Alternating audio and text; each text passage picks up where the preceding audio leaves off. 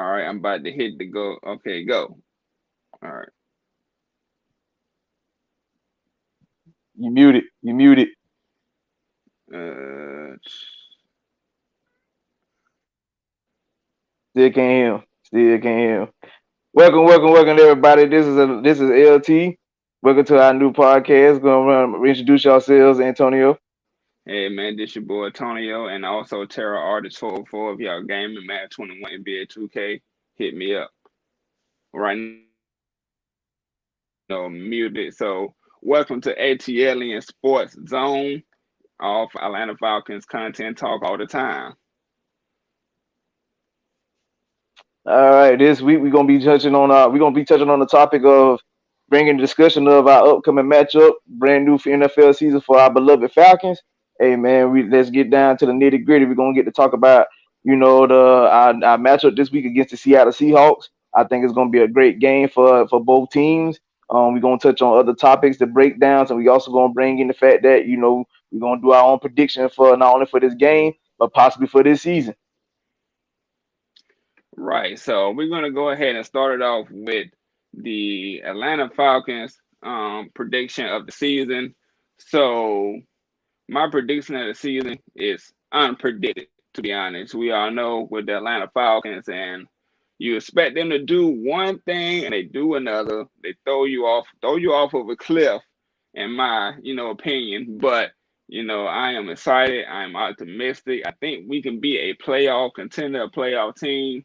But as y'all know, with the Atlanta Falcons, you don't know what to expect.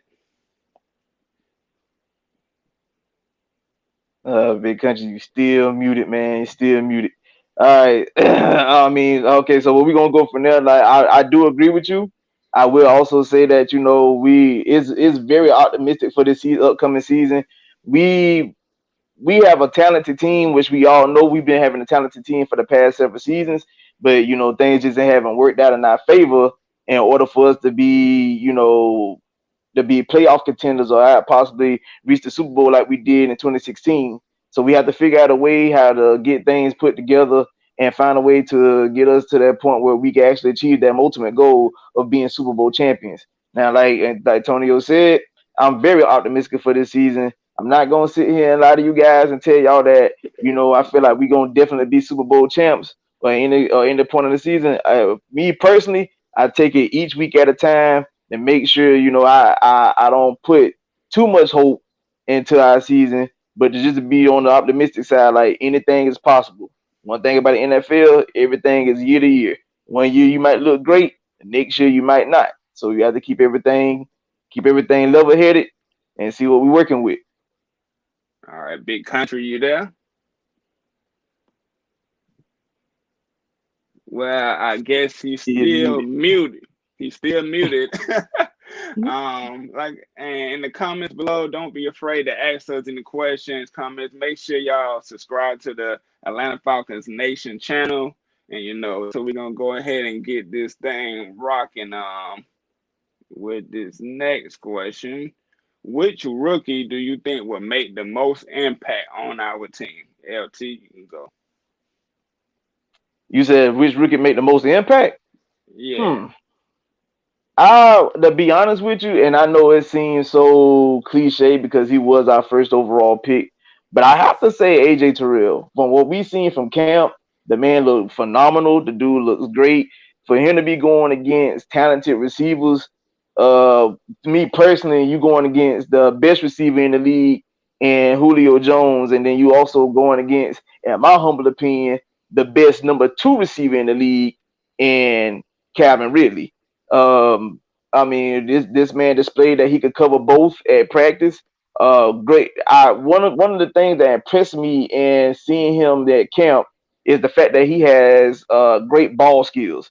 The guy in years past, I've seen a lot of cornerbacks when they cover people, they don't look for the football. They always look like they always playing the receiver more so playing the ball, which I understand. But sometimes you have to read body language of a receiver when you know the ball is coming your way. So I'm pretty sure when you're on the field, when the ball is in the air, you hear people yell out ball. So sometimes it'd be good if you look back just to see if it's coming your direction because a lot of cornerbacks do miss out on turnover or possible interceptions due to the fact that they don't play the ball, they play the receiver.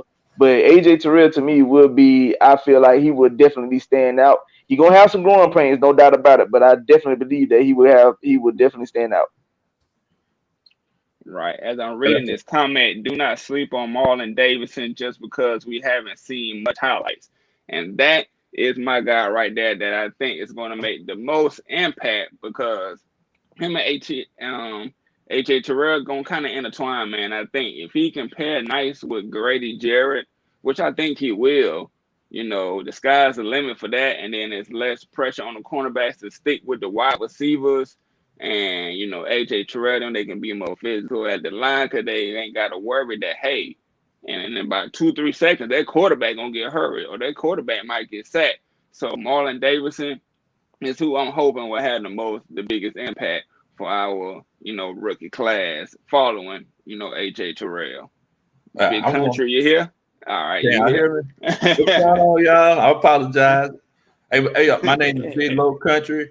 But just to answer that previous question, y'all got some real good takes, but I ain't gonna lie to you. The guy who, and he's not even really starting, he's kind of halfway starting right now. But I think I want to try to hit him with the Henny. I want to go with Matt Hennessy, and I think that guy is going to be the guy that's going to make a real big impact. Because Mad Mike, our boy Mad Mike says it all the time. The best way to control the game on offense and on defense is that running game. So I mean, at the end of the day, if he could solidify that left side like we've been trying to solidify that right side, I think Matt Hennessy might be the guy that all the Falcons fans might be wearing his jersey just because he has Hennessy on the back of his jersey. So I think that might be the guy that we might roll with. Yeah, man. I mean, Matt Hennessy, man, that is a nice name, and you got to come with it. You got to come with it. If you got a name like Hennessy, you have to be a dog. He gonna have to be a dog on that line. So, Yeah. we're gonna get into this one comment that I seen right here, from Muhammad. Can I don't want to kill your name. You think Isaiah Oliver gonna line up against Tyler Lockett or DK Metcalf? I guess he asking, do y'all think he's strong enough or good enough to line up against him? LT? In all honesty, me personally, I don't see him really line up against those guys. I mean, if anybody, I would say DK Metcalf, but I mean, I do remember seeing Metcalf in his combine, and he doesn't have like quote unquote great agility per se, as far as saying like he could just get in and out his cuts as well. But I mean, for saying like the speed wise, he definitely have that, and Oliver isn't known for being a speedy cornerback. He could cover big receivers, but for saying speed, that could be a possibility of him lacking in that area. I definitely don't see him getting covered by Tyler Lockett because, in my humble opinion, Lockett is one of those receivers that he could get in out of his cuts real good, and he could easily beat Oliver in and out of a cut, a wrong move or wrong.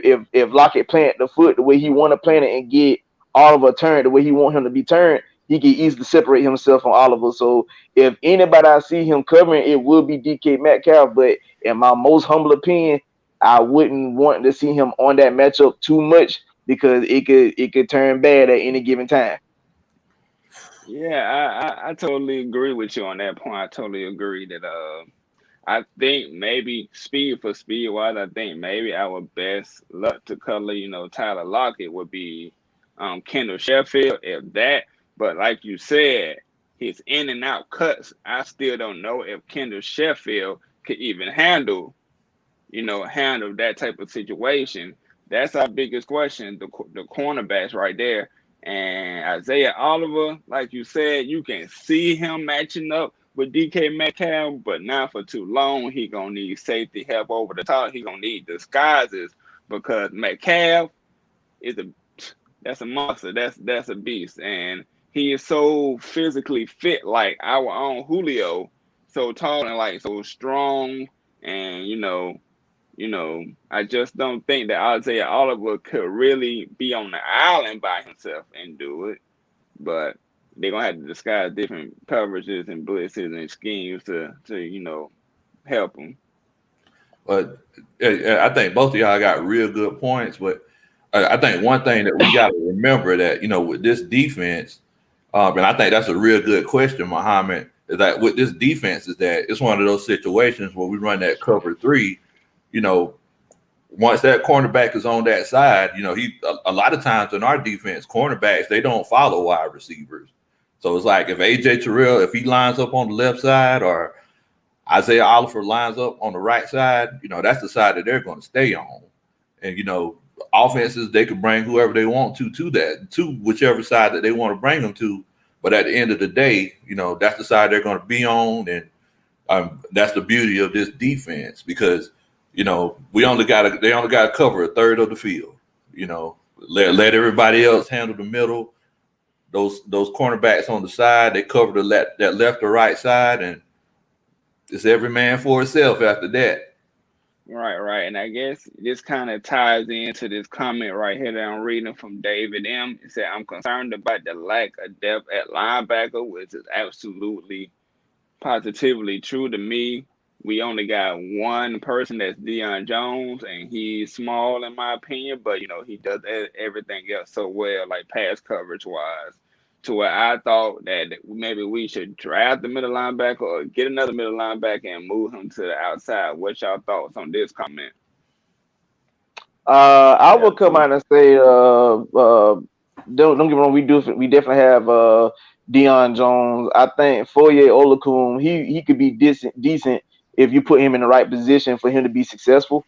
I will also say that don't really sleep on Robinson in the point, but I will also throw in the fact that this is why the defensive scheme has changed the way it has.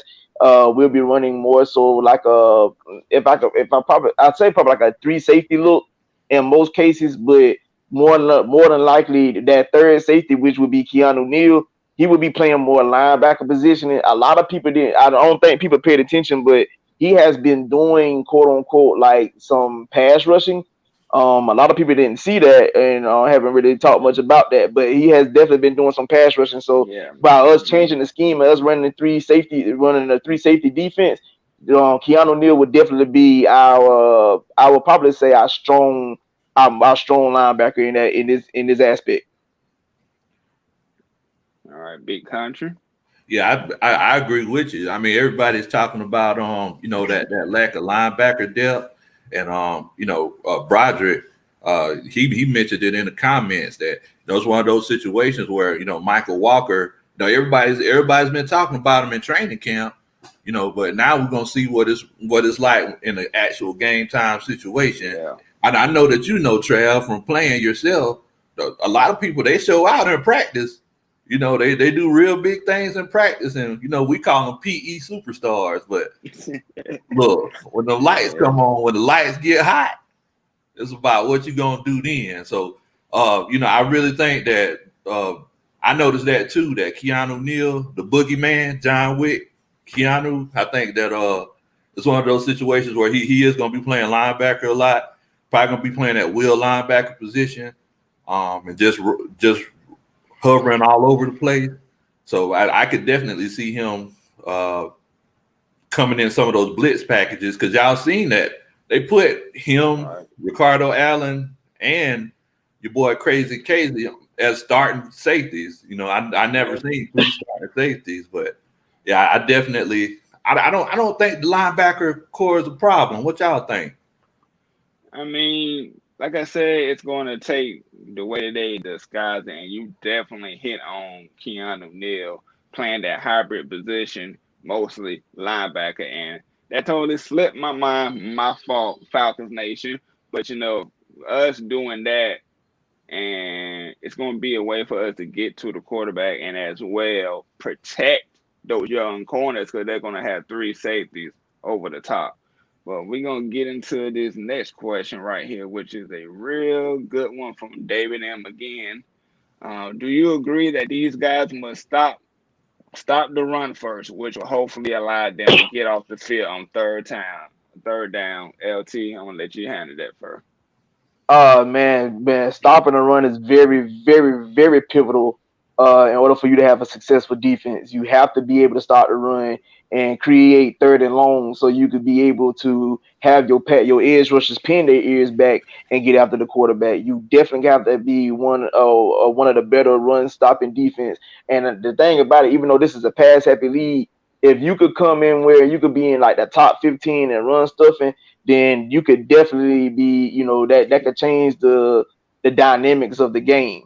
So Right. I definitely believe in stopping the run. I mean, like I said, I'm with me being the person that I am. I'm always a firm believer, even though it's like I said, it's a pass happy league. But I definitely believe in rushing the football. If my running back's getting close to 1,000 yards, I mean, getting close to 100 yards a game, or like if he ended the game with 80 or 85 yards or 90 plus yards or over 100 yards, okay, the rushing attack did its job. So my biggest thing is now if I know your defense is zoning in like, okay, we ain't stopping the run, so we fit the key on that, man. Certain situations, if you do a third, if it's 2nd and 1, and you could, you already done suck the defense in, hard play action, deep shot. I mean, I've seen it too many times, too many times.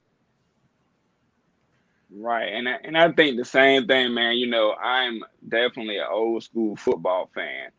Run the ball, run the time down, stop them, get your big nasties up in the front on both lines, and let's hit in the trenches first. I hate it when Mike Smith and all the other coaches, Mike Smith and assistant coaches, they tend to try to go outside in. They try to go outside in. Well, really, we not even winning the point of attack. Like our quarterbacks that we got to go against, Tom Brady and Drew Brees. You get them all day in the pocket, you finna get shredded no matter what cornerback you got. But they hate when the pressure is coming right to their face. Right to their face. Drew Brees, he too short, he can't see over. And they both can't move. They both can't move. Since we gotta focus on winning the division first, I believe that, doing that will, have us be in very good position to get out of the NFC South first. Yeah, yeah, I agree with both of y'all, man. Both of y'all know that the main objective in football is moving another man against this will. That's why people love it so much, I last year was a very bittersweet year to me for me as a Falcons fan, and I'm not trying to brag because the fact of the matter is I won 3 fantasy league championships last year. I did win some money on DraftKings, but one of the main reasons why I did it was because I was like, okay, if a team is playing the Falcons, why don't we start that running back? I mean, we got eaten alive last year, I'm injuries did have a lot to do with it, but at the end of the day, it's what you do at the point of attack. I know after we changed our scheme and brought pressure from different angles and stuff like that, it made a heck of a difference. Made a heck of a difference. So y'all don't be trying to send me any invites for y'all fantasy league because you don't want me to come to your fantasy league and beat you. But Yeah. but yeah. I mean, stopping in real football, stopping the run. That's the main priority. That's the main priority. All right, and we're gonna get into this last, comment before we get to our next topic, since it got something to do with what we already was talking about. Matthew Williams, roll tide. Yeah, I like that picture. But if everyone stays healthy the whole season, what do y'all see? I see your Roll face, bro. Tide. What is Wait, what is this? What What is do this? We talking what do you Roll Tide. I thought this roll was a Roll tide? good You guy. Tide. already know. I Hey, thought this was a hey. good guy. I'm sorry. I'm sorry, y'all. I'm sorry. I'm sorry. had to throw that in there. If everyone The stays healthy, unmitigated the gall. whole Thanks for if every commenting, Matthew. Thank you. yeah, if everyone stays healthy the whole season, what do y'all see our record is going to be? Hey, yeah, T, I'm gonna let you handle that first. Whew. Hey, I'm gonna be honest with y'all, folks.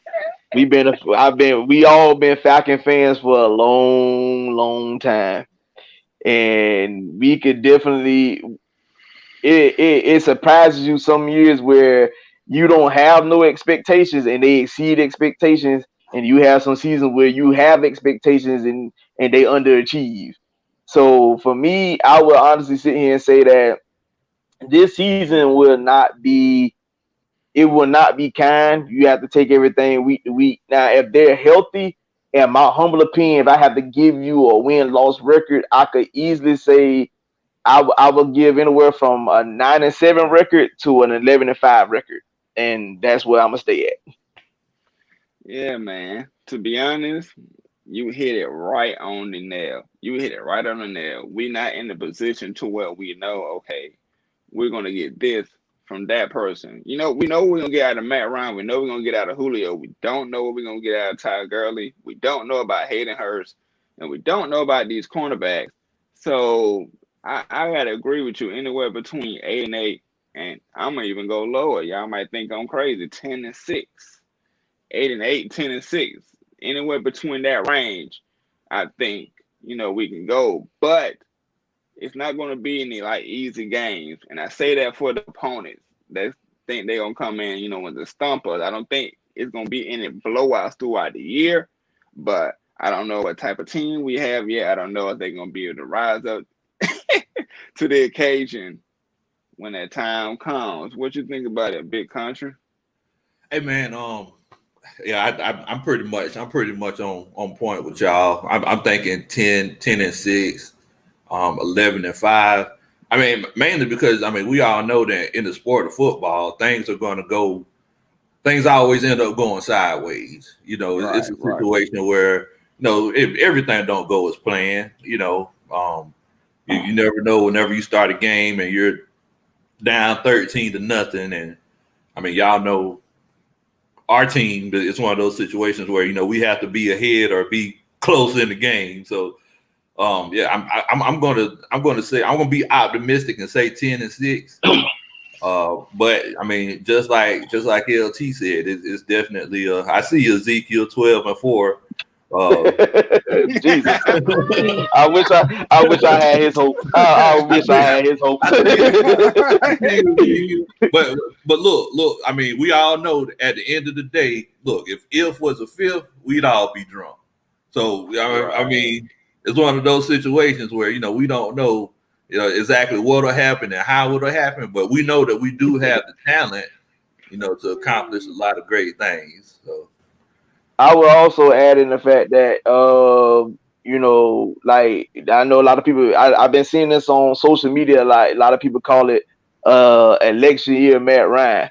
Now, don't get me wrong. I can honestly sit here and say we play as of right now. We stand against the AFC West, and if I'm not mistaken, the NFC. What I think it's the NFC North we play this year. Yeah, the NFC North. I think Now, so, yeah. yeah, so like Matt in his career has fared well against the AFC West. Right. Only one loss against the Chargers, which I feel like we should have won that game. That was one of those, but that's why that's why I tell people all the time the 28-3 thing don't surprise me because we literally did that in Week 7 in 2016. We had like a 20-point lead against the Chargers, and we let them hawk us down and beat us in overtime. Right. He only lost one game against Denver, and that was in 08, in which I could say that if Ryder White catches that football, we win that game, and he wouldn't have lost to Denver at all. He hasn't lost to Oakland at all in his career. And we have Kansas City. As of right now, Matt stands, if I'm not mistaken, he is 2-1 against Kansas City. Yes, he's 2-1 against Kansas City.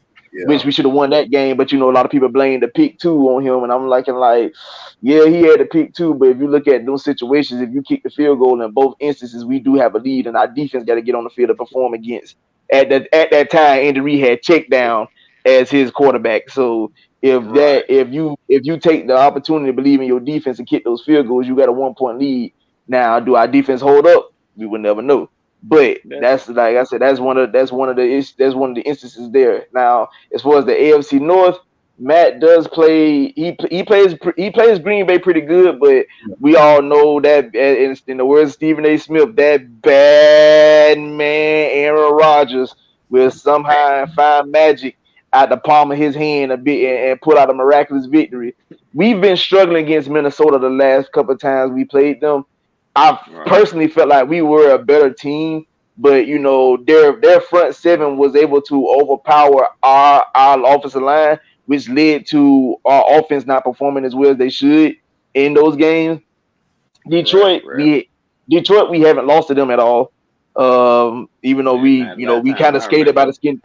Yeah, we kind of skated by the Yeah. skin of our teeth in 17. I'm not gonna lie, so I can admit that. And then if I'm not mistaken, we played Chicago as well. That's gonna be a test because you know you got that. You know, I every time I see Khalil Mack get a sack, I put on that Mark Morrison. You know what I'm saying? So, so yeah, you know what I'm Yeah. saying. So they just like you got to play against them now. Offensively, they gonna struggle because you know they got Nick Foles at the helms or Mitch Trubisky, whoever they're gonna start. I don't believe in neither one, but they defense is defense is very vaunted, and they could definitely cause problems for our offense if we don't game plan correctly.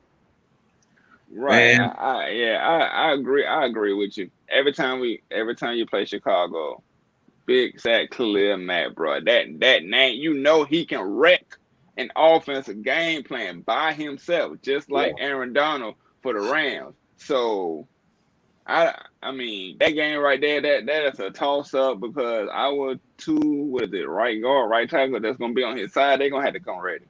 They're gonna have to come ready because Khalil Mack gonna throw the people around like a rag doll. He gonna do some spectacular things. And even like I said in my Madden 21 videos, bro, every time I play Chicago, I'll be like, oh shit. Because I Double know team. who coming. I know who coming. So yeah, what's your thoughts on what he said, Big Country? I know you Well, gotta chime in.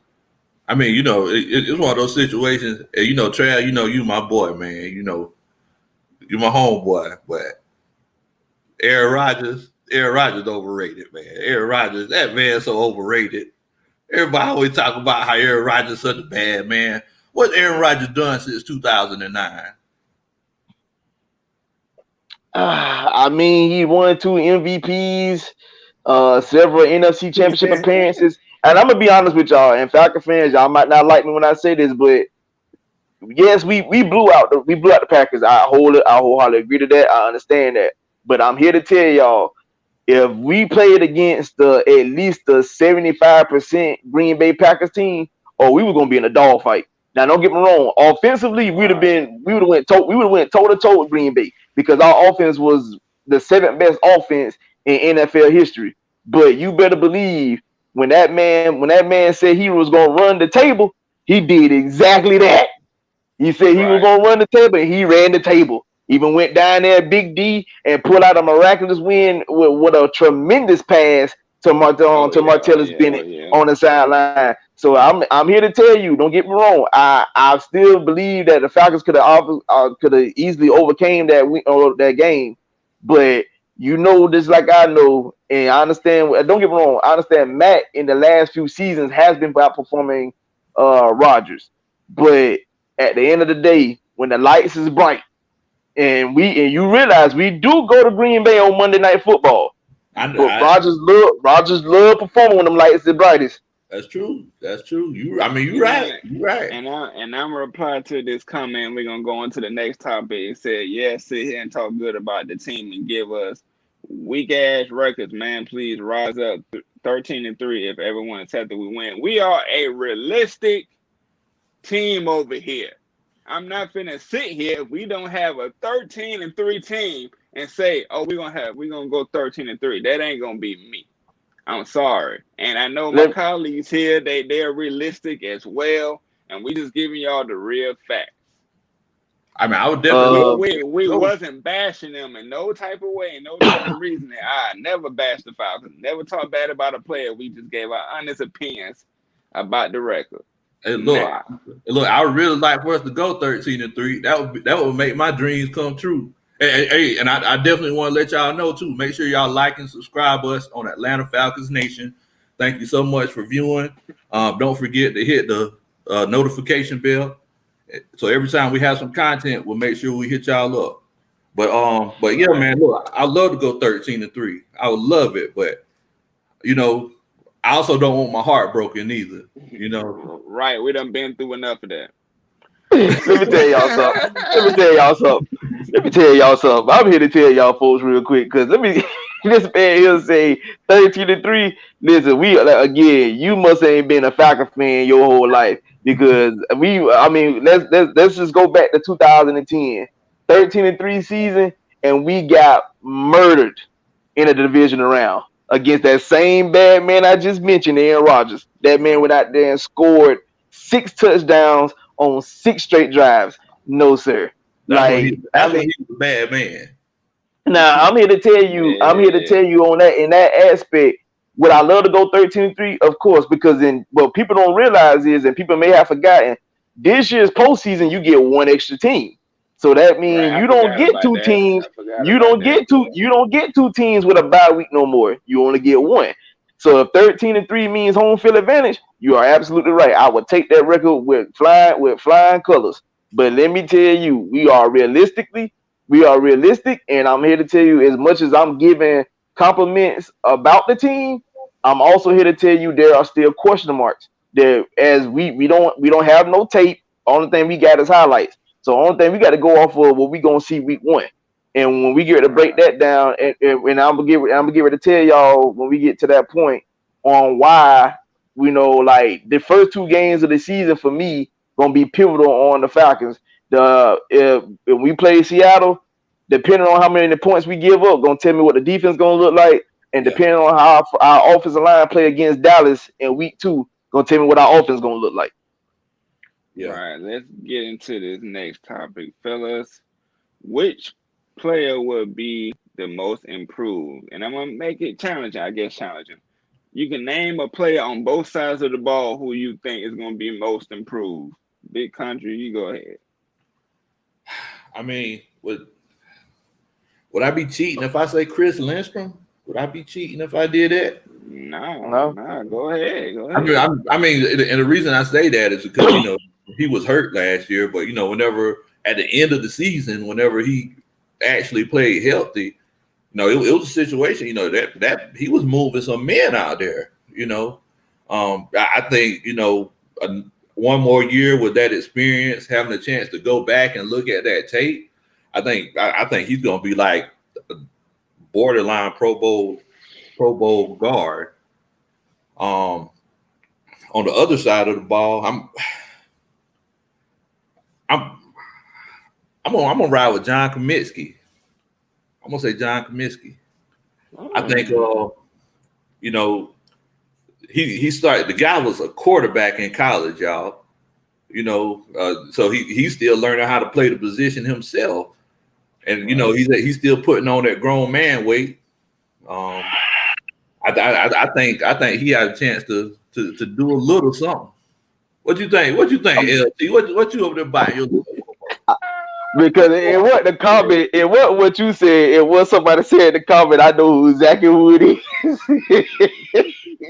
And we gonna touch on him in a few minutes, but I would definitely. I just had to highlight the comment, man. I know who that is and who and why they did that, but we gonna touch on that soon. But I would say this. That I will agree with you. I would say offensively, I would take 2 people, and they both, and like you said, you mentioned one of them, which was Chris Lindstrom. I will also say Caleb McGarry, because what he did, and throughout the season, don't get me wrong, he had growing pains, but he did show a lot of promise. And him and Chris Lindstrom standing side by side, like you see, like people don't understand. If you look at how our Russian offense looked majority of that season, and see how it's slick improved like the last few weeks when Chris Lindstrom got back, like we was legit getting rushing touchdowns when Lindstrom got back in that lineup. So that lets you know that right side could be solidified for seasons to come.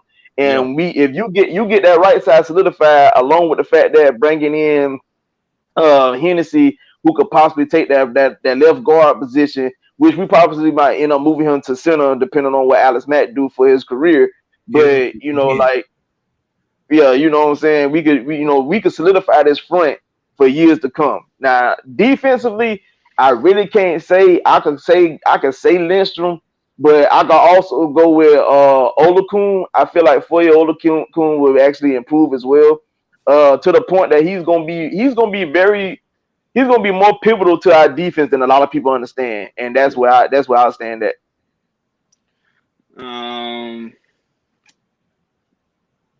Is it safe to get a Todd Gurley jersey? Look, I got one. I took the same risk if you took it, and I hope he's here longer. But to answer the question, I believe y'all hit the nail right on the head, man. If Lindstrom and McGrary, they showed last year that when they got the gelling together, and I heard they gelling just fine in the training camp, and I heard the offensive line doing pretty well.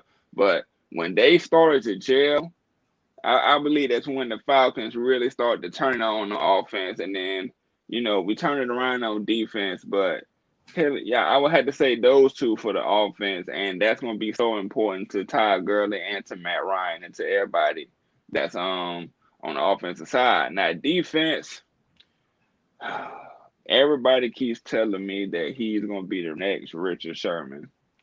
Isaiah Oliver, I am hoping, because last year in the beginning, I know I saw nothing. I saw nothing out of that, but I think I did see some strides towards the end of the season when everybody started gelling together. That I think Isaiah Oliver may take a big step if our defensive line can get right. A Richard Sherman though. What's your thoughts on Richard that? Sherman. I've heard that. Richard Sherman though. I'm talking about that's when I tell you that's a reach. When I say that's a reach, I'm talking about Jordan with the long arm reach, boy. That's like that's Space Jam. That's a reach. Hey, nobody who I learned how to spell their name after last season. I seen the back of Isaiah Oliver jersey so many times last year. I mean, a Richard Sherman though. I mean, I've heard it. Just because of his frame. I've heard it, and I've heard it from other analysts and people on TV that he fits Richard Sherman. I said, what? I ain't seen it yet, but hopefully we do. That's who I'm hoping is going to be our most impactful player, or, one of the most improved on the defensive side of the ball there. So you got one that say Isaiah Oliver is trash. I mean... I'm trying not to. Hold on. Let me start that real quick. The dude improved. Hold on. Let's say this. The dude did improve once the defense of duties was taken over by Jeff Ulmer and Raheem Morris. I did see improvement for Oliver. He was able to play corner the way he's supposed to. First of all, we have to factor in the fact that we did have Raheem Morris, who's known as his specialty position coaching is I would say cornerback, and we had him coaching wide receivers the start of the year last year. But when they switched him to coaching his regulated position, you saw improvements from the cornerbacks, from the DBs throughout the rest of the games. You started seeing tighter coverages, better coverages. Like I said, Oliver even improved on, being able to force incompletions and stuff like that. So I'm not going to say he's trash just yet. Like, you know what I'm saying? I'm going to say he's very meh, but it could be improved. But we're going to see him come week one. We only got, another 4 or 5 days before we get to see it. And we all get look at it. Type of practice. I mean, they ain't no type of preseason game, so it's on. And I wanted to touch on Juto Sports. I think he's absolutely correct in my opinion. He said that AJ Terrell has a better chance to be a Richard Sherman. What do y'all think? All day. Whenever they drafted AJ Terrell, he was a Richard Sherman clone. I mean, he's basically Richard Sherman, but faster, basically. But I mean, the question is he gonna get caught up on these double moves like he did in college in that national championship game? Because man, I mean, the fact of the matter is that it's not like he was playing bad defense. But what's the wide receiver name there for LSU? I forgot. Jefferson. Jefferson. Yeah. I think it was Jefferson. I'm here to tell you now. Don't get me wrong. I'll be one of the first people to admit that I wasn't excited for the pick, especially after, like you said, watching that national championship game. Because at that game, I'm just gonna come out and tell y'all, but Jefferson was raw dogging that man. I'm talking about he ain't had the decency to give him a reach around the way he was doing that man so dirty on the field. Like it was ridiculous. I think they had to upload the highlights to Pornhub in the rate section because it was ridiculous, boy. It was ridiculous. Hey man, yeah, I had the same reaction, man. I was pissed off that we drafted him in the first round. Maybe second round, I would have took him, but in the first round, the first pick, I wasn't expecting that. And then I remembered the championship game, and I'm like, bro, like he. I mean, everybody got torched by LSU. Yeah. Everybody got torched. But the only thing is, I remember in the previous years when he played, my Alabama in the championship, and he showed out. So you don't know which AJ12 we gonna get in training camp. We've seen that he's been doing pretty good, so that's all we can hope for, right? Look, I'm gonna tell y'all whenever the moment my mind changed on AJ Terrell. Whenever I watched that clip of training camp when Julio gave him that shoulder shake and ran that 9 route, and AJ Terrell pretty much hawked him down and, pulled Julio's hands away about 40 yards down the field. I was like, okay. I feel a little bit better about this pick now. Right. And this comment says, I'm sorry, bro, but every time a QB completed a 50-yard bomb, I just knew Oliver blew coverage. That's right. Like you said, can I come out and say, you looked around, you saw the back of Oliver jersey. I mean, let's be honest here, because like you say that, people say that, and I'm not going to dispute it, because that I do agree with. But it was a lot of times when the coverage was blown, like the safeties weren't doing their job as well. You know what I'm saying? I could definitely remember watching Will Fuller run free down the field, and either KZ coming in late or Ricardo Allen coming in late. Like y'all should have been there. So I'm not gonna say all of it was Oliver. I think it was the secondary in totality. But I mean, like I said, I won't dispute it because he did have his mishaps as well. But I mean, at the end of the day, the man definitely can, he could cover better than what we give him credit for. So I mean, we just got to give him a chance. Like this is his third year. If I'm not mistaken, his second year starting for us. So we'll definitely see what goes from this season. Now, if he don't perform this year, we got to figure out what we got to do with him. Right. I totally agree with you on that point. Big country guy. Anything else you want to put on to that? I mean, I really agree with LT because I think, Isaiah Oliver, he did blow some coverages. I mean, everybody's gonna blow coverages in a game, guys. But at the end of the day, that's where your safety and linebacker help come in because your linebackers and that kind of defense, they're supposed to help those cornerbacks like 5 to 15 yards down the field. And sometimes Casey, he got caught peeking in the cookie jar. Sometimes it was one of those situations where he was trying to lead the league in interceptions. He's trying to get that pick to kind of change the game. But look, Isaiah Oliver did have his Chris Owens moments. It did happen a few times. But the question is, who he said Chris Owens. He said Chris Owens. I would think it's Chevis Jackson. Right.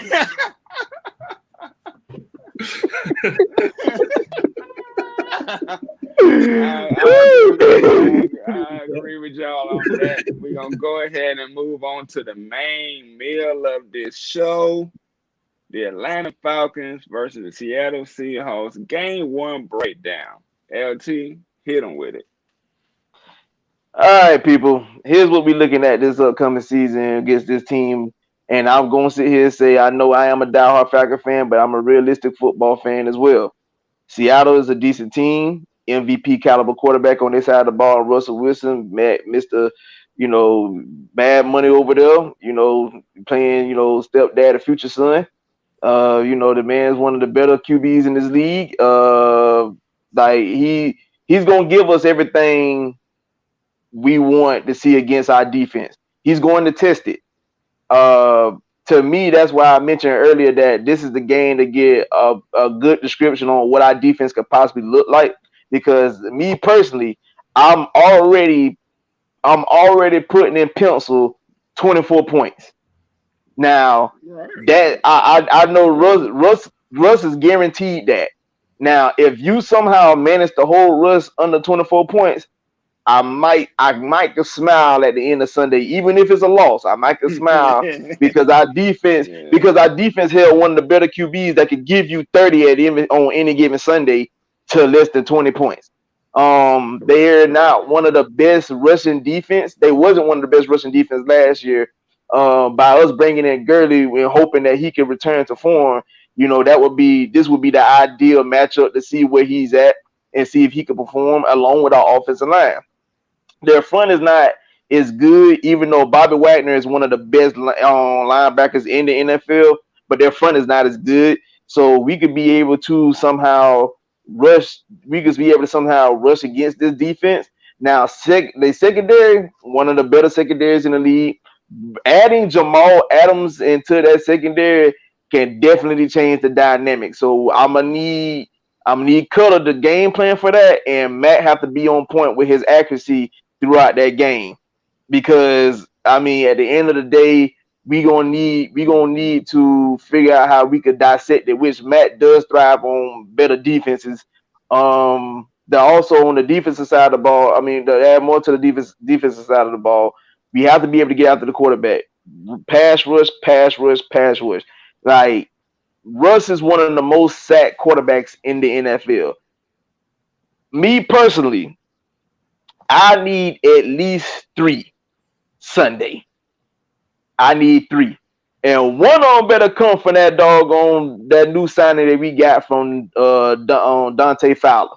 He better Yeah. give me Yeah. one. More depth. I More depth. definitely need one from him because if you can't give me one against a offensive line that's known for giving up sacks, I just can't. I can't deal with it. I just can't. Now offensively as well for Seattle, they would definitely have a good rushing attack. I see where Anthony Wright threw in Chris Carson.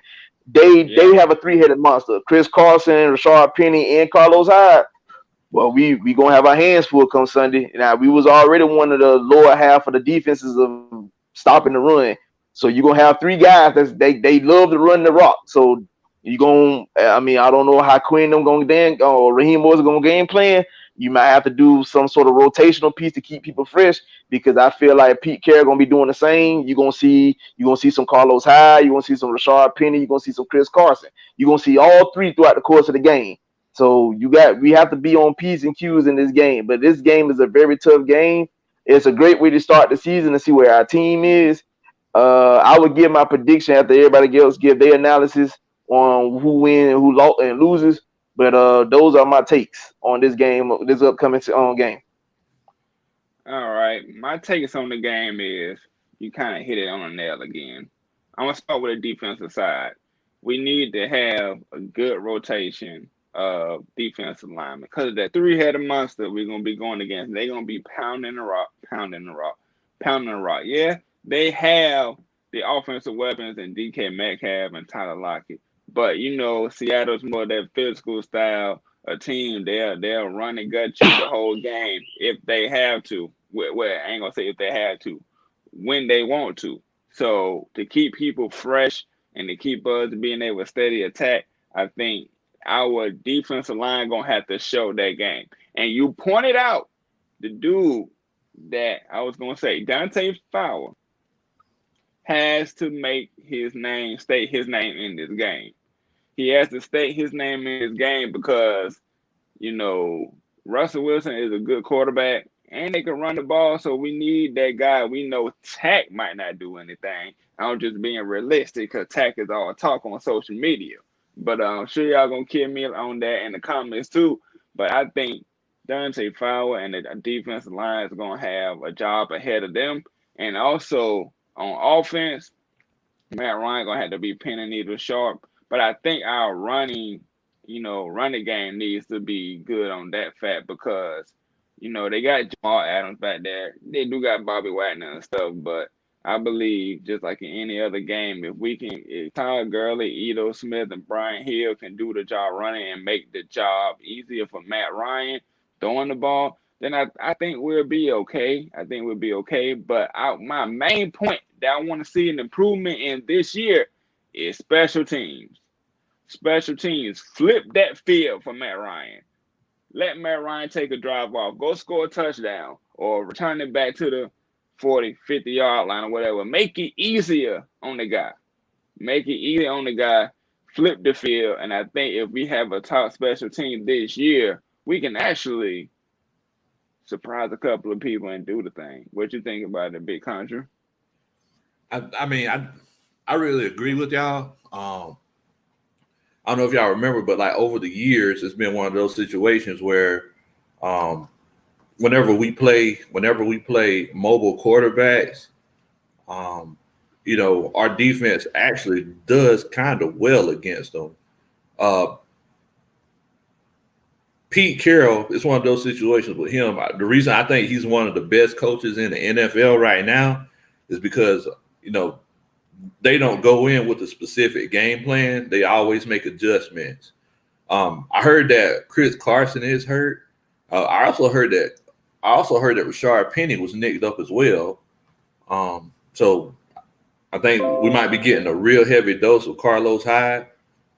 But I think Seattle's defensive line, from what I'm hearing, they're a little bit of a liability, and I think that we might do pretty well against Seattle this weekend. I think we might have a pretty good coming out party. I also believe that just to piggyback on ULT, my prediction, I'm finna make a prediction. I know it's kind of early, but I'm finna make a prediction. 4 sacks. That's what I'm thinking. I'm thinking we're gonna get 4 sacks. Because I think that this defense is really going to get after Russell Wilson. But as far as I think this weekend, I think we really have a good chance to win the battle of the trenches. And y'all know how I am about trenches. I'm not going to predict 4 sacks, but I do think we will somehow squeak away and get a win. Because Seattle defense, they just got them 2 players. And as long as we can game plan around them or whatever and do just fine, I think we'll be just fine. I do think it'll be a 21-24 Atlanta Falcons or a 24-27. It's going to be one of them type of games. We're going to be on the edge of that seat again. What you think, LT?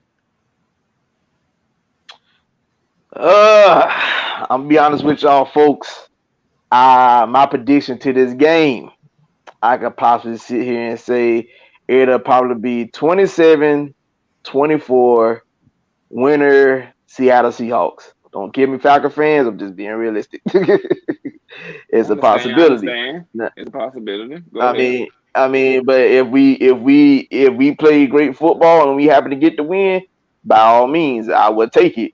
But I mean, like I said, at the end of the day, as much as Seattle may have question marks for their team, we have even more question marks for ours.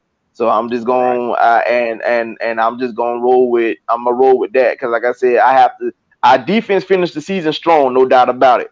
But I would definitely have to see here if they can convert what they finished the season with over into this season in order for me to have hope on us even being a playoff team. So, like I said, my prediction for that game, 27-24 Seattle. So you think we're going to start off 0-1, Trav? Possibly. Because we ain't there yet. We focus on this week, but y'all going to get a lot of commentary from me next week. And the folks that know me close know exactly why. And what y'all think about this comment here from Anthony Wright? Minnesota Vikings number 3 seed, Dallas Cowboys number 4 seed, Wild Cards number 5 seed, the Aints, and number 6 seed Chicago, and number 7 seed Seattle. So I'm guessing we either gonna have the 1 or 2 seed. I don't know about the comment, but what y'all think about that? Man, Saints ain't gonna make no playoffs. Saints ain't making no playoffs, man. By the end of I'm the gonna leave season, that. When it comes to the Saints, I'm gonna leave that to y'all. Cause see that's. And I know I'm a Falcon fan. Again, I'm not the most normal Falcon fan because to me, I call that the Atlanta, Louisiana beef. You know what I'm saying? Folks, where I'm from, the part of Georgia that I'm from, is on the two people I have, is on the two fan bases I really have to deal with. The fake Patriot fans yep, and them god awful Cowboys fans. yep, Good God Right. Almighty, I can't stand yeah. them. We from the same Cause area. every year it's the same thing. We got Dak, we got Zeke, Amari Cooper, then the S, Sean Lee, my girl Irvin on We commentary, them Skip Bayless boys. on commentary. We them boys, we're gonna win the game, and we're going to the Super Bowl. No, I wanna hear that. Super Bowl. America's team. Exactly. Then you got the Patriots fans. Tom Brady's the GOAT. Tom Brady's the GOAT. Fake Patriots fan. Cause I ain't been seeing nobody screaming past nation lately. It's been mighty quiet in New England.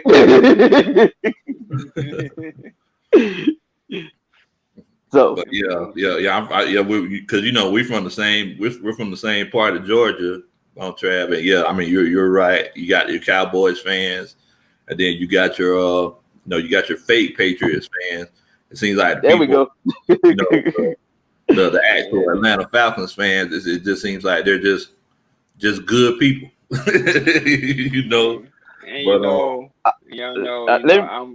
I'm from Atlanta, and we got a lot of teams up here, but a lot of them folks from New Orleans. And my wife is probably somewhere in these comments because she's a New Orleans Saints fan too. So I'm gonna. Where's she from? And she from New Orleans. She from the Calio, but oh wow. yeah, Falcon fans for the drag you. Falcon fans gonna drag you. I've been going through this. I'm ready, but yeah, I definitely. I mean, She must put Juju in her gumbo.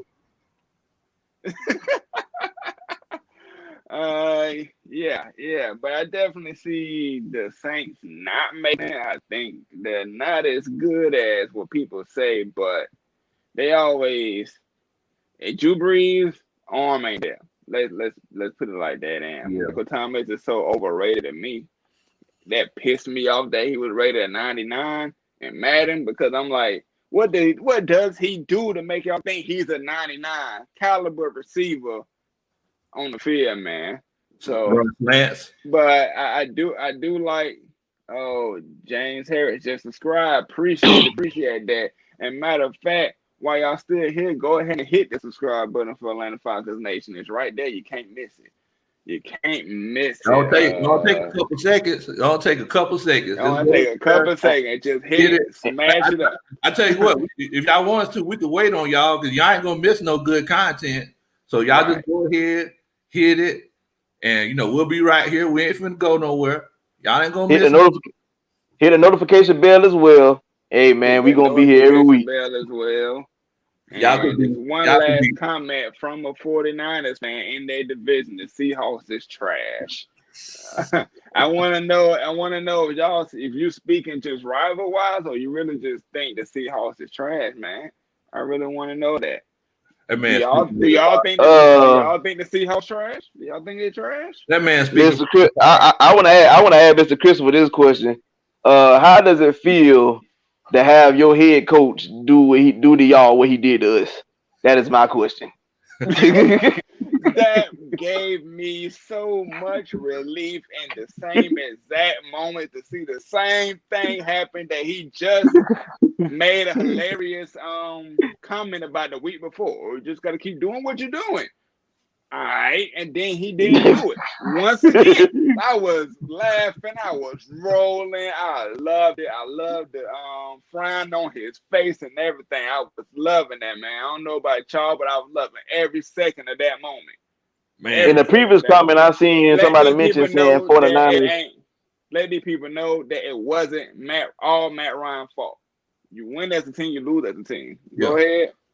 In the previous comment, the guy, I think it was Anthony Wright, said that he felt like that he said the 49ers would be a 13-3 team. Hey man, let me tell you something, boy. That Super Bowl loss do actually linger. You seen the Falcons. Yeah. They that Super Bowl loss lingers, and you've seen where teams that lost, unless you're the Patriots, which we all know the reason why they keep going back. They play in the weak division and they be recording people's practices, but they but with that being said though, at the end of the day, like that loss do linger. I mean, we all seen where teams that went on that miraculous Super Bowl run and they ain't been back since. Even with Seattle, they went back to back Super Bowl appearances. They lost that second time and they haven't been back since. That Yeah. matter of fact, I think since those two runs, they haven't even sniffed the NFC Championship game since then. So yeah. Right, and people got to think about it, just like for us, especially blowing a 25-point lead in a Super Bowl. Uh, that's so deflating. We did go back to the playoffs the next year, I believe. So the next year, and then we didn't beat Philadelphia, and then after that, we can't even sniff the playoffs. So just because you get there that 1 year, don't mean you're gonna make it right back. It is not guaranteed. It's actually more guaranteed that you won't make it back rather than you making it back. So yeah. It's hard to get there, man. It's hard to get there in the first place, and then you go there and you lose the way we did and lose the way that San Francisco did, and it's traumatizing. I know it's traumatizing for our fans. Anthony Wright said the DNs, Dante Fowler, Tat McKinley, Charles Harris, John Comiskey, Stephen Means, and Marlon Davidson went on the field rushing the quarterback. Stay outside, stay outside, stay outside. What y'all think about that? Yeah, man. I mean, look, at the end of the day, your boy Russ, at the end of the day, he's still 5'11". So like we want to keep that man on the inside as much as we can. Because at the end of because if we funnel Russ inside, and we keep that pressure of him to the outside, he can't break contain. And guess who's coming up that A gap? Baby Jesse Tucker. At the end of the day. So, I mean, you're definitely right about that, Anthony. I'm glad that you brought that up. That's definitely so. I mean, it doesn't matter if he plays goodies on his playlist before the game, man. How hyped up he is, as long as we could, keep him contained, we definitely got a good chance. All right, what you think about that, LT? He mentioned stay outside, stay outside, stay outside. And I will wholeheartedly agree. But I'm specifically talking to one person when I say this, and that is Tack McKinley. Because this ain't even about pass rush. It's not even about pass rush. It's strictly about rush defense. So when I tell y'all a lot of the big runs that happened against us came from Tack crashing so fast instead of playing contain. Oh my God, y'all don't know how many times I wanted to drop kick my TV watching that bitch. I just didn't understand why you keep crashing so hard and then you giving up the edge, and now you got running backs running for 20 yards because you break and contain. If you force him inside that 20-yard run, it might still get anywhere from 6 to 7 yards, but at least it's 6 to 7 yards instead of 20 or 30. That man there did not hold contain at all on defense. So if anybody I want to say stay outside is definitely Tat McKinley. I agree with you. I agree with this comment. I agree with everything that y'all said, especially dealing with mobile quarterbacks. Then if they have a chance to, they're not going to run inside first. They're going to roll around and find the outside way. But if you got that contain to force them inside, then now the pressure is on them to not, cause a bad play, to have that composure in the pocket. But then if you're actually pushing that pocket and getting there, he can either A, you hit him hard enough, you fumble, B, you sack, C, throw it away, D, you throw an interception by throwing it up there. And that's what made the cornerbacks' jobs much easier, in my opinion, if they do stay outside on certain quarterbacks. Yeah. Certain quarterbacks. That's up to the coaches to know, okay, we're dealing with Russell Wilson here. We're dealing with Patrick Mahomes. We're dealing with Deshaun Watson. I'm just throwing names out there. We got to watch contain. We got to keep him inside so that he won't beat us throwing the ball and running the ball. We keep him one-dimensional. I definitely do Please don't, agree with that. please don't mention Patrick Mahomes, because I ain't gonna lie, we played him this year, and I'm dreading that week. I know. I'm dreading that week. I know. We ain't admitted that yet, and I'm dreading that week, boy. Because after what you done seen this man done, I'm looking like how we know how our defense can perform. I'm just looking like Jesus, just make it close. this man throwing sideways passes, going the other way, coming the other way, and it don't even look like this. It looked like it's still in sync. He's doing different things. He practicing behind the back passes and stuff like that. And when he throws the ball like that, it lands right on the money. It lands right on the money. And he's do so many plays that make us like, wow. Like, I've never seen that before. And yeah, hopefully it won't be snowing down there, because y'all know we going to Arrowhead, I believe so. Correct me if I'm wrong. It might be because we do play them kind of late in the season. So yeah. Even I'm gonna be honest with you, we ain't the same Falcon team in years past though. I've seen us go in cold weather and actually perform. Now, somebody earlier mentioned Vic, and then those times, yes, you would have set that Falcon team on the field in cold weather, it would have got bad. But since Matt Ryan kind of being in the helms, cold weather don't bother him. That's never really been no issue. So I'm not gonna sit here and say that's gonna be that the weather would be effective. Is it the fact that I'm looking at this video game of a quarterback that know how to scramble and throw the ball, no look pass, like he playing NFL Street? Like, I don't. That's impossible to stop. Right. And then not to factor in that you do got that cheetah at wide receiver that is the number 10, along with a guy that came from out of the University of Georgia in Miko Hartman. So when you got two track stars running up and down your field, you just be like, let go and let God. What's your thoughts about that, Big Country? What you thinking? I mean, basically, that's one of those situations where it's like, you basically got to play defense like you did back in the day. I don't know if y'all remember, like when we had Mike Van Gorder. Just hope they drop it. I just hope he drops it. Oh Jesus! You said Brian Van Gorder? No, don't bring that up. I wasn't there for that. No, don't bring that up. Because it's one of those situations where it's like, man, well, it's 3rd and 7. They're gonna run a quick route, but let's just hope he drops it. Let's just hope he can't catch it, because we know we ain't gonna stop it. But look, I ain't gonna lie to you.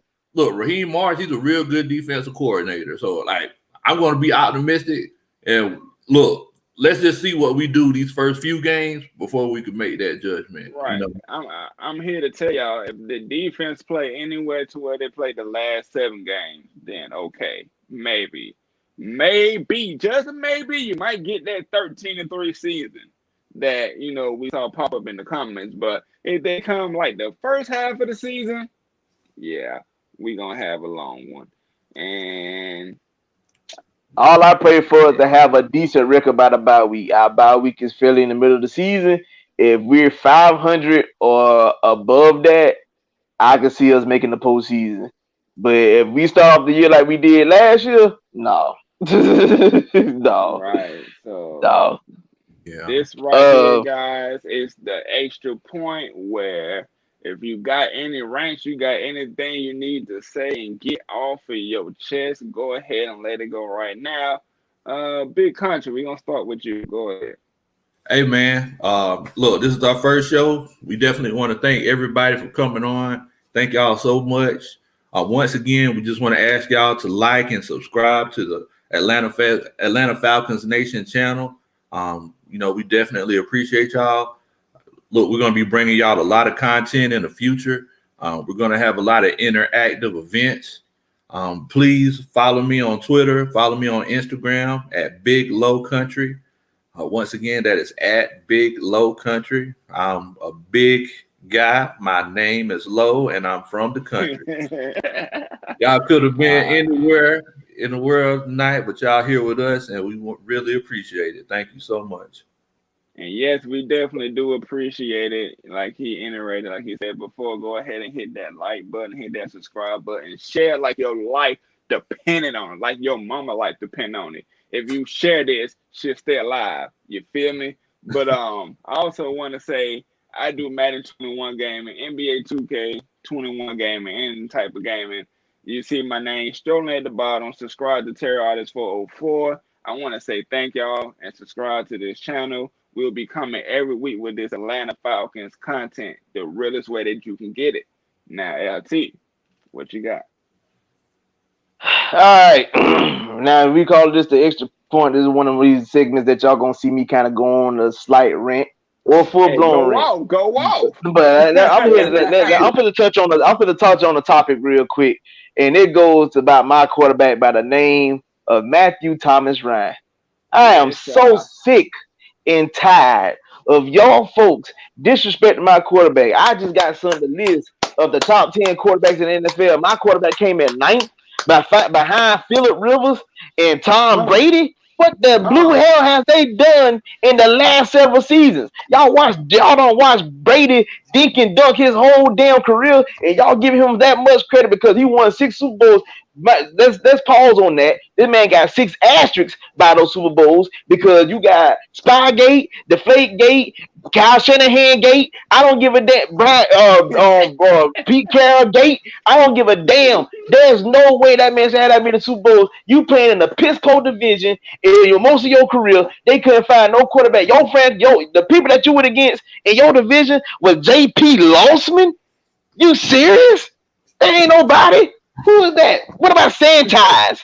There ain't nobody. And then y'all got the nerd that got him ranked below dog on Tom Brady and Phillip Rivers. Phillip Rivers had one of the best teams that you ever seen constructed in San Diego and went 14-2 with him and Mario Schottenheimer, and both of them was at the highest by the division round. I don't want to hear nothing about my quarterback coming up short because at any given time, my quarterback ain't never had a defense in his whole damn career. If my quarterback can get at least a top 15 defense, he would have gave you 2 or 3 Super Bowls by now. He should have been his rookie year. He should have won in 2012, and he should have won in 2016. I'm sick and tired of y'all folks disrespecting my quarterback. Got Falcon fans saying he getting saved by wide receivers. yeah. Muhammad Sanu is one of the better receivers in the league. In what fucking world? Because when I last checked, nobody knew him in Seattle besides people in Cincinnati, and you ain't seen him do nothing while he went to New England. Taylor Gabriel got a contract. Thank you, Matt Ryan. Harry Douglas got a contract.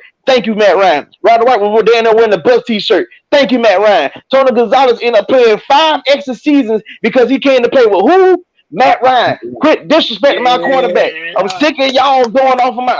But I swear for Lord. I swear for Lord. I'm a, I'm I'm getting a, my I'm composure. a, I'm a piggyback off what he said, man. Y'all, Atlanta Falcons fans especially, yeah, I'm talking to some of y'all, whether you like it or not. Y'all or we recently got humbled because y'all was spoiled to all the win that has happened in the Matt Ryan era.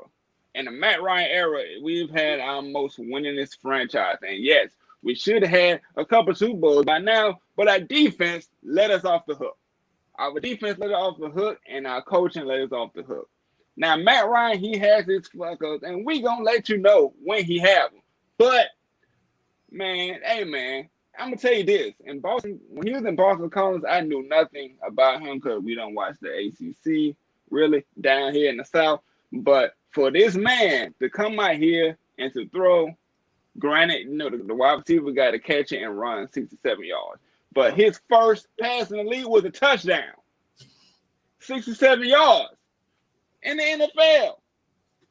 Ain't too many quarterbacks doing it. Ain't too many quarterbacks doing it. And y'all keep going back and forth on the Mike Vick thing. Hey man, if y'all want that type of performance that y'all had back then, that we had back then, my bad folks, y'all go ahead. I don't want it. I don't want it because he was just nothing but entertainment, but didn't win us anything. And people really get on my nerves when I say this. When people come to me about Matt Ryan, about we should have got Lamar Jackson all the time. All the time. And he's a phenomenal player. He's a phenomenal player. But until he wins anything, especially with him having 2 bad playoff games back to back, I'm gonna keep ridiculing him every time because that's the same way that y'all did Matt Ryan. That's the same way people did Matt Ryan. Every time we lost a playoff game, oh, Matt Ryan is this, Matt Ryan is that. He is trash, blah, blah, blah. He can't win the playoff game. But y'all get mad at me for saying that, oh, Lamar Jackson can't win the playoff game. So that's my whole take. Can I add to that? Yeah. Can I add to that? Because you said that Lamar Jackson can't win a playoff game, and people used to say that about Matt Ryan. I'm here to tell people all the time, like Lamar Jackson defense was top 5 this past season, and you lost to the Tennessee Titans. I said when Matt Ryan went in the postseason, his defense was 20th or worse. You know what I'm saying? Like you walked into the postseason in 2010 with probably like a 23rd ranked defense. Roger showed you why he was a 23rd ranked defense. You walked in the playoffs with against the 49ers with a 20 in 2012 with a 22nd ranked defense. That comeback let y'all know why there was a 22nd ranked defense. You ended the Super Bowl with a 27th ranked defense. We know the story. If you give Matt Ryan anywhere better than 15th or better, magic can happen. But until you give him that, nothing will happen. Correct. Correct. Big country. What you think about what we just said about him, man? We're gonna end it off with you. What you think? What you think? The best quarterback in Atlanta Falcons history. Yes. Matthew Ryan. I'm about to say Jeff George. Oh man, don't do that. Whenever your boy Mike Vick was playing, the fact of the matter is, look, you might get a chance to see one great play, but whenever you go to the Dome, you know that you really don't have a chance to win. It really feels it's been feeling good for the last 12 years, going to games, watching games, saying, "Hey man, we might have a chance to actually win this game." I mean, not to cut you off on that, but it's been a lot of games. My mom and grandma go to the games. It's been a lot of games to where we thought we was about to lose. People started walking out. Then they think over here, we done Brian done kicked the field goal. Who got us down there? Matt Ryan. Time and time again, he's one of the most. He got one of the most in his time here, if not the most game-winning drives. So you want me to? So you want to go get somebody else? Who? Who you gonna get? Who? I've been saying this. I've been saying this in Matt's career. Him leading the league in comeback wins is great because it's I'm trying to find the right words to say this. Is more of a double entendre in some sort of aspect. I'm not saying it right, but it'll come to me soon. But what I'm basically saying is it's a catch-22. That's what I mean. Like it's a catch-22 because it's good that he can perform in those clutch moments, but it's bad that he has to save that defense so many times. And the crazy part about it is Matt has 38 right now. And that's not even factoring the games that he actually went and took the lead and our defense gave it right back. Right. Yep. I agree with you cold-heartedly on that, man. that. Thanks for that rant, because the world needed it, man. The world needed that. That's our quarterback. He's the best quarterback in Atlanta Falcons history. I understand that everyone get over it, Falcon fans. Get over it. He's gonna be here until he retires, until he calls it a quit.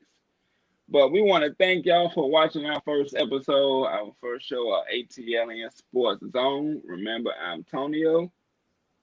I'm LT. It's your boy, Big Low Country. Remember to hit that subscribe button, hit that post notification bell, share like your life depended on it. You feel me? Like it up, comment it up, and we'll see you next Wednesday at 8 o'clock. Rise up. A-Town down. Yeah.